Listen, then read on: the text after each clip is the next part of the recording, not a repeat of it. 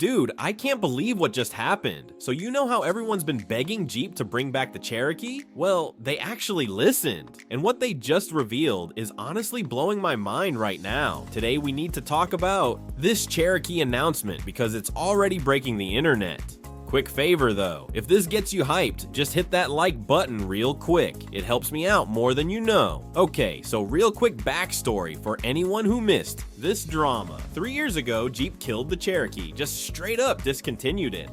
And look, I get why they did it. Sales were dropping, the design was controversial, and honestly, I didn't think it ever would. But apparently Jeep was playing the long game here. So yesterday morning, Jeep drops this announcement completely out of nowhere. New Cherokee 2026 model year. First thing I noticed, this thing is way bigger than the old one.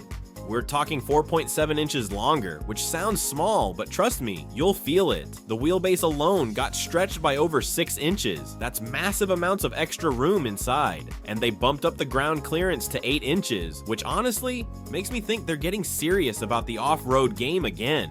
Interior space went up to 68 cubic feet too. Like, you could probably fit a small apartment's worth of stuff in there.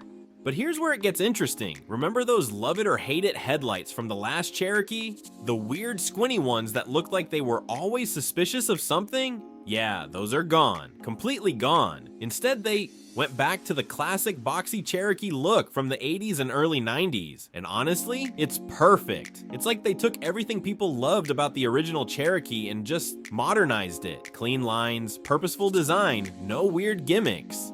Some people might call it retro, but I think it's just good design that doesn't try too hard. Now here's the part that nobody saw coming. It's a hybrid. And before you start typing angry comments about how they're ruining Jeep, just hear me out for a second. This is a mild hybrid system. It's not like they turned it into a Prius or something. You still get full Forks 4 capability. You still get that Jeep toughness.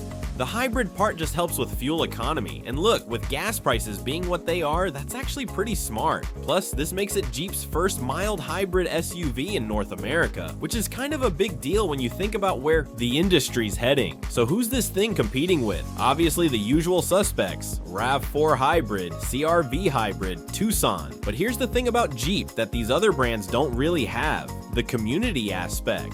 Like, Toyota makes great cars, Honda makes reliable cars, but Jeep makes vehicles that people get emotionally attached to. That brand loyalty runs deep.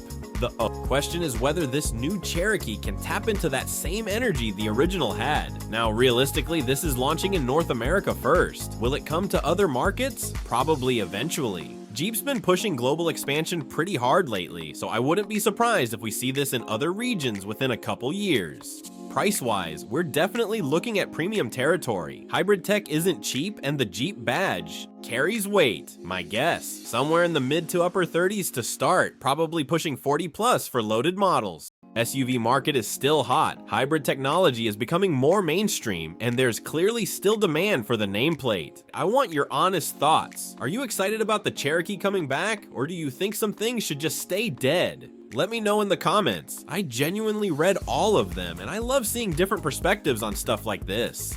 And if you enjoyed this breakdown, definitely subscribe. I cover all the latest automotive news, and there's always something interesting happening in this industry.